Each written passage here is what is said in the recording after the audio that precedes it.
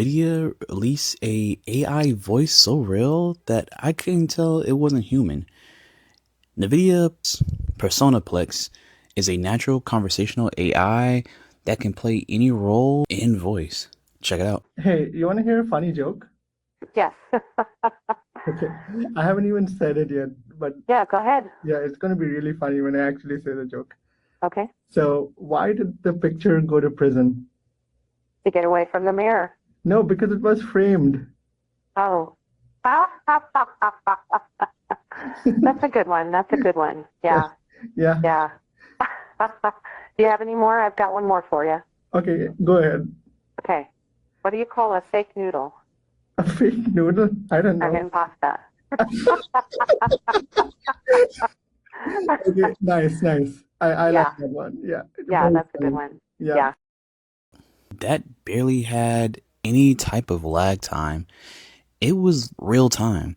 Even with the AI responding back and forth in real time, it was even able to add in some jokes here and there with the user. It even tried to guess what the person was going to say with some type of accuracy. They wasn't just guessing randomly. The guess made sense with the context even though they were wrong. That's crazy. They have a few more examples, but they wanted to outline the issue with real-time voices. They said conversational AI has forced an impossible choice. Traditional systems let you customize the voice and role, but conversations feel a little bit robotic with the awkward pauses, and they won't interrupt, or they'll interrupt at the wrong time, not when it's really natural.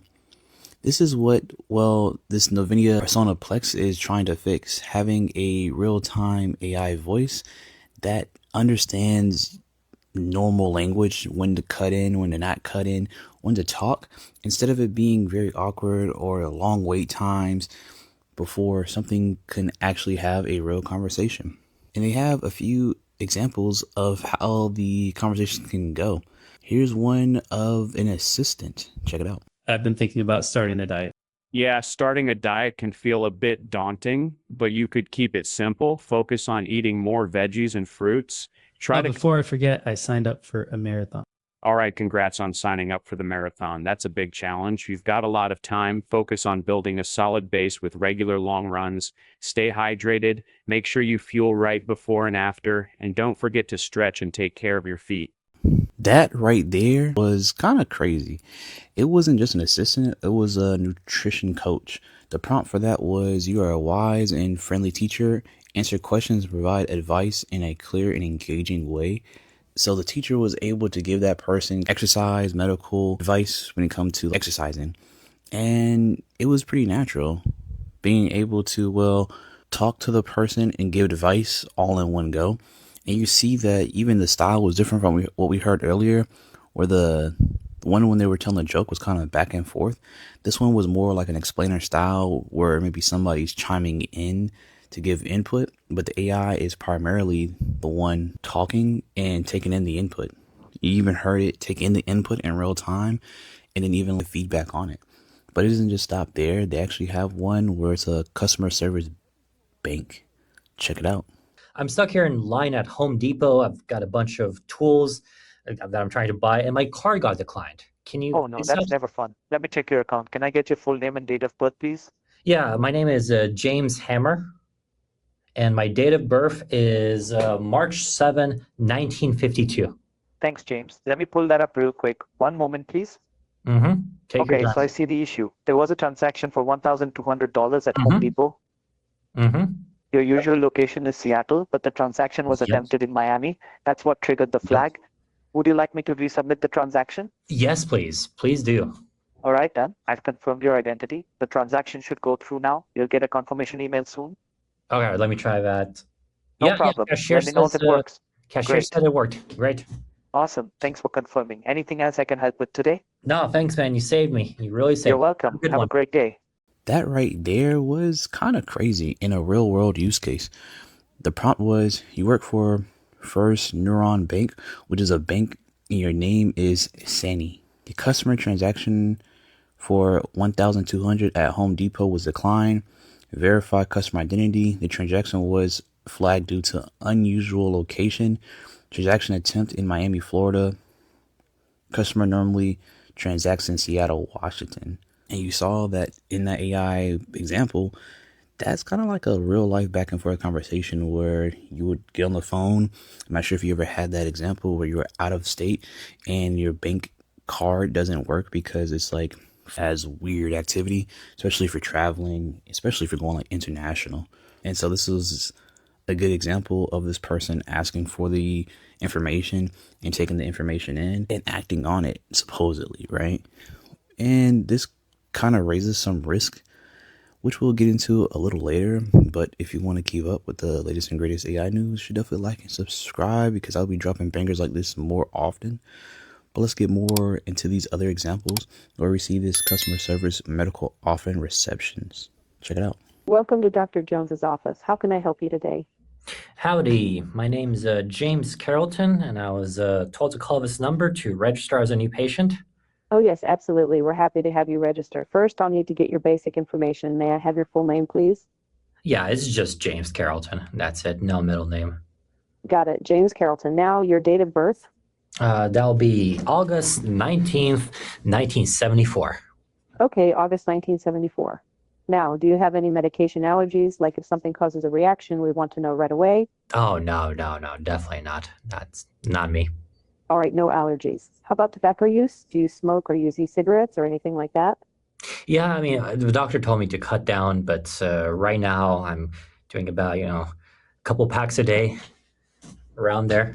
A couple packs a day. Got it. And lastly, any prior medical conditions? Anything we should know about? No, I mean, apparently I had some cirrhosis back when I was younger, but I stopped drinking, so hopefully it's cleared up by now. Okay, so no current conditions, just the past history. Everything we've recorded so far will be confidential and kept secure. Is there anything else I can assist you with today? That one right there was actually another good real world example, if you ask me, where if you've ever been a new patient at any type of doctor's office, you do kind of get some type of onboarding or questionnaire that you have to fill out, whether it's over the phone or it's like a paperwork you have to fill out, probably both to some extent. This is a good way to show how this could be used where you get a new patient and like you have to tell them different information. Especially if you don't want to fill out the form, you can have this AI do it for you, listen to you, and then populate the script in the back end and maybe just have the person verify it instead of having to fill it out themselves. And you saw how natural the back and forth was. The prompt was you work for Dr. Jones' medical office and you're receiving calls to record information for new patients' information. Record full name, date of birth, any medical allergies, tobacco, smoking history, alcohol consumption history, and prior medical conditions. Assure the patient that this information will be confidential if they ask. And so you could change up the questions that you may want them to ask different type of questions. And this is all real time. So that conversation happened a little over a minute in real time. But it doesn't just stop there. They have another one. Check it out. You need to come visit me. Okay. You can go into the city. Okay. 'Cause that's the thing, like, there's like the random spray paint, but then there's also like, I'm not sure, people must commission them. Like these massive, like, mural spray paint pieces. Yeah, I think they do. That was an example of what is called backchanneling. Backchanneling is, you ever seen somebody like conversation with somebody, but it's only really one person talking and the other one is kind of living, but not really ad-libbing. They're kind of like, makes sense. That's called backchanneling, and it's kind of a way to show that like you're engaged and you understand the conversation. The prompt was you enjoy having a good conversation. And in the example that they outlined, I said, this is an example of backchanneling evaluation. Perplexity produces a variety of conversational backchannels like, okay, you heard it even throughout there where it wasn't really talking back to the person, but it was actively engaging to be like, oh, okay, I understand the information, which adds an extra touch of like, if I do say so myself. But then what happens when it's like a more emergency situation? How does it react there? Well, let's check it out. Hello? Hi. Hi, I'm Alec. Hi, nice to meet you. Hi, I'm an astronaut on the Mars mission. Okay, cool. What about you? I'm just an engineer. Oh, okay. Well, we've got a problem here. Okay. What's the problem? Well, the reactor core is melting. Oh, that's not good. No. And Wow. several other systems are failing. And Okay. if we don't fix this, we're going to have a catastrophic failure. Oh no, that's Yeah, not good at all. yeah. I mean, we're talking about losing the ship probably. So I'm really glad to hear your voice. Okay, okay. Yeah. So what do you got? You're an engineer. What do you got? Um, okay, let's do this step by step. How bad is the situation? Like Well, the how situation, yeah, it's bad. I okay. mean, the reactor is actually melting, Oh and we wow. got a lot of systems going down. Okay. So we really, really need to fix this. Um, okay, all right. So uh I'm guessing that the reactor is overheating. Yes, that's correct. It's Okay. overheating, and we've got a fire going. Oh wow. Okay, all right. So you have to turn on the fire suppression system Exactly. and you have to um use the graphite control rods to bring the reaction under control, like ASAP. That's right. Yeah. That's right. And Yes. I've got to put those rods in the right place, right? Yes, exactly. That's the trick. Yeah. So do you think you can do that? I think I can handle that, but I need your help. Okay, okay. Okay? Yeah. Now I've got the rods. I'm going to put them in, but I really think we need to cool it down with liquid carbon dioxide. Um, yeah, you know what? That's a good idea. Do that. Yeah. You got some liquid carbon dioxide on board, right? Yeah. Okay. We'll get that stuff out, throw it in there, and we'll get that fire out. Okay, okay. All right? Yeah, all right. Sounds good. Yeah. So we're Okay. going to do it now. Yeah, do it, do it. Like there's no Okay. time to waste. All right. Now just let me know when you've got it taken care of so I can check on how we're doing. Okay, well, I'm supposed to do it, the liquid carbon dioxide? Yes, you got it under control. All I need is confirmation that it's done. Oh, wait, but someone has to go down there to do it. Oh, you're an engineer. You're supposed to go down. I don't want to die. Well, you're going to anyway, right? Um, yeah, but like this is like certainly gonna kill me if I go down there. Well, you're going to have to make that choice on. I mean, you either go down there and fix it or the whole thing blows up. Okay, fine. Like, why can't you do it? Because I'm an astronaut. My job is to do it from here. Okay, fine. Okay. So you're going to go down there and do it. Okay, fine. I'm All going to. right. Okay. Good luck. And when you're down there, just make sure you take care of that reactor real quick. That right there was an emergency situation for a space emergency scenario. The prompt was you're enjoying a conversation, a good conversation. Have a technical discussion about fixing a reactor core on a spaceship to Mars. You're an astronaut on a Mars mission. Your name is Alex. You are already dealing with a reactor core meltdown on a Mars mission. Several ship systems are failing, and continued instability will lead to catastrophic failure. You explain what is happening, and you urgently asked for help thinking through how to stabilize the reactor. And the voice there was pretty stern, I will say that. They didn't seem too comforting, but they were trying to like calm and being solution oriented.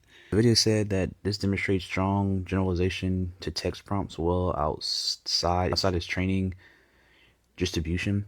Assistant customer service open-ended casual conversation.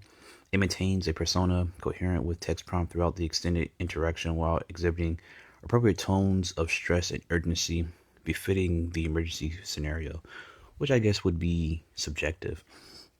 But what really makes this really good is what they outlined when it came to the issue is that this is a problem for most AIs.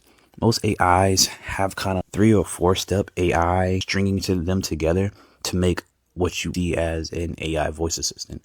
Basically, you have one that takes in text from the person talking and then it passes it off to then put it into like a LLM so that it can understand the context of what's going on, and then it spits that out a sentence or something like a output from that text, and then that text is then kind of into like that we now hear. And so that's like 3 different AI just to make that one thing happen. But with PersonaPlex, this is absolutely different, where they kind of have multimodal approach, where we see it very popular now. You can think of it as a one-stop shop for a text conversation or a conversation in general, where it takes in the audio from us, turns it into text, and then outputs it as audio, all with one AI model, which cuts down on how much the AI has to go from one AI to another. It can just be outputted all at once. And they said this is built on top of Moshi architecture, which is a real-time text-based conversation model. They said one of the biggest hurdles that they had was, well, finding good test data for this, because it's not, I guess, a lot of just data out there on whether or not it's not a lot of good test data on, like, as well as not full length conversations.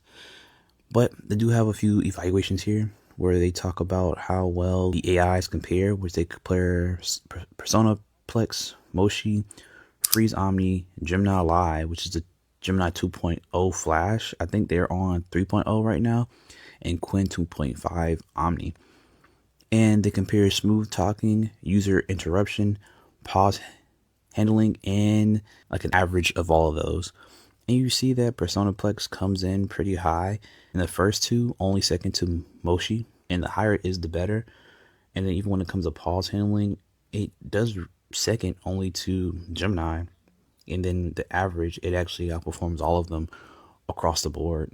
They have one right here for latency, where the lowest is the better.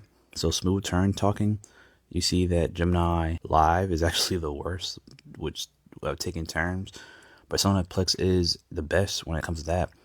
User interruption, PersonaPlex is best there. And then average, you see PersonaPlex is best there. And then task adherence, we see that on average, PersonaPlex is better. So this is a pretty cool model. I do wonder, though, that even though it is like a one-stop shop and it can handle roles really well, a lot of these AI still can't do things in a vacuum. I think those are really good use cases, but you see the prompt had to tell them the information before the call or the conversation happened. Or let's say with the banking information, it had to first know about like the fraudulent information about whether it was that person that was in Miami, even though they usually are in Seattle, Washington. That one was a good example, but it had to get that information first. So I guess I'm curious what happens when the AI needs to get data or query data. Will that add to the latency itself? Or would it, like, call happens, have all the information? So think about it from a standpoint of you're about to call, maybe you do some sales or some leads. You have a lead for a sale, then you use this AI, but you already prompted it with all the information on this user. So then it can go off and have the conversation in a kind of vacuum situation.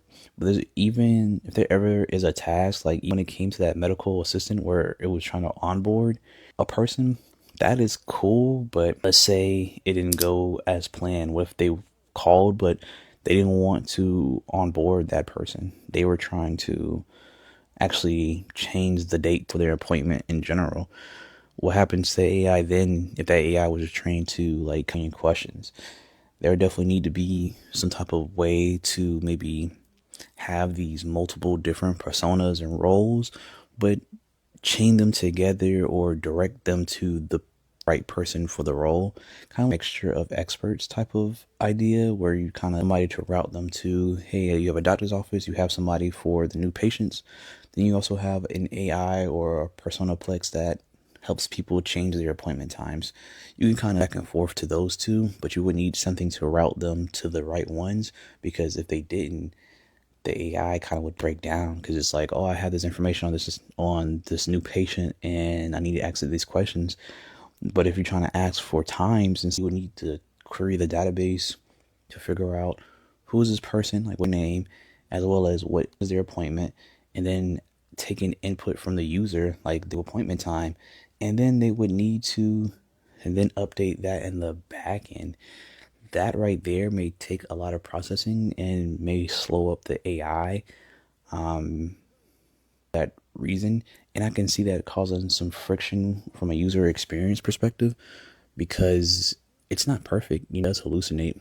These examples were good, but we know they're probably cherry picked. And if that's the case, you'd probably have to send out some type of confirmation notice to the person all the time. And basically, they'll be filling out the information from the conversation from one AI to another. It would probably be an AI that was on the phone, and then another AI would get the summary of that call from the output of the conversation, and then fill out the form, then send an email to the person or a text message saying, hey, this is your confirmation email. Is this email correct? If there's any changes you need to make, please edit it or something like that, right? Which could be wrong because AI is not perfect. But tell me what you think down below, and or whether you think this is pretty cool or not. Or do you think that this is scary because this opens the door for scammers, people who sound very friendly and human, to take advantage of people? That being said, your boy Dex9 out.